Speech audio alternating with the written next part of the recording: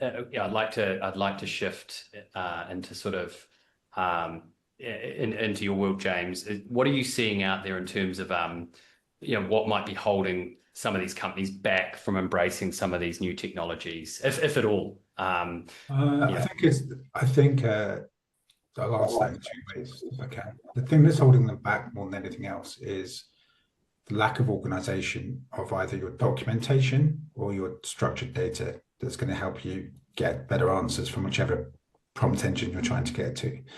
And there is, as far as I can see, an almost universal problem with getting accurate structured data into something to store centrally. And I'm sort of broadly generalizing here. And I think without, as a word for our sponsors, I think the thing I like about Re-Leased and Credia, what you do is that you've worked that bit out from a process mapping point of view. Right? So it's very hard to use Re-Leased and to enter something in wrongly.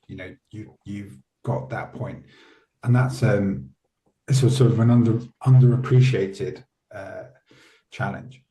I think, and the speed of adoption will get bigger as that starts to build up and starts to become greater. So it's trying to understand the basics around that is often the first piece, and that can often be quite expensive.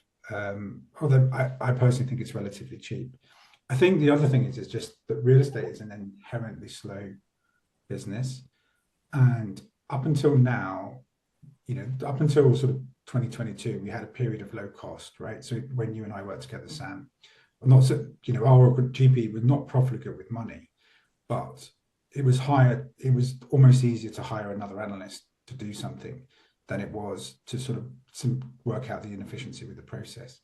And so as the cost of capital has increased, if you look at the economic outlook for the next 3-4 years, as much as I really hope that there is a path for sustained growth, it's not necessarily going to come. And what we find with our clients is that they're all generally staff are generally spending about a day and a half a week processing information for a report to report to somebody else about something.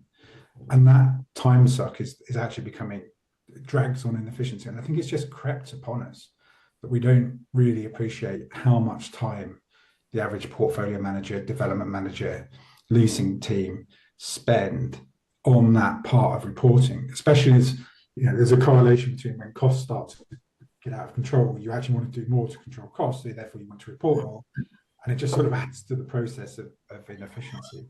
So I think if you want to break that vicious circle, then you do have to make these long, hard, structured decisions about what it is you're going to do for the next 3 years. And we find with our clients, once we get them in that mindset that things really work, they're far more open-minded as to what to do and how to invest. And thanks, James.